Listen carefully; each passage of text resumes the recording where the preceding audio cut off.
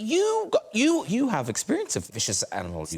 Creature. No, I feel like I've had a lot of professional dealings with animals. Yes. I did a film with a lion once. I had to shoot with a lion, you know, a wild lion. And well, I say wild. I mean, he's been in films.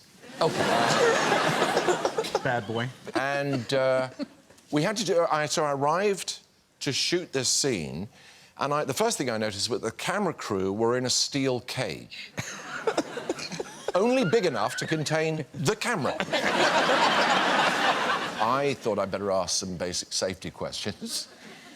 I said, what is the sort of safety thing here with this wild lion? And they said, well, the first thing is we make sure, before the lion works, we make sure that he has sex. Just to take the edge off. I do that. And I said, well, I'm not particularly worried about I'm not worried about a randy lion. I'm more worried about the eating kind. And they said, that's all right, because we will feed the lion. We won't feed him too much, because then he'll go to sleep. And I said, again, that's not really... Because I know what it's like. You open a packet of crisps, you have one, but then you kind of want more, don't you?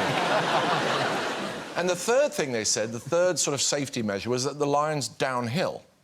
And he's very lazy, and he probably won't chase you.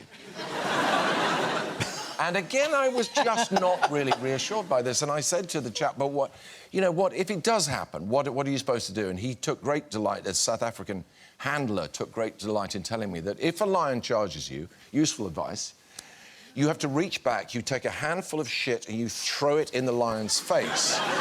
And I obviously said, where'd you get the shit from? And he said, don't worry, it'll be there.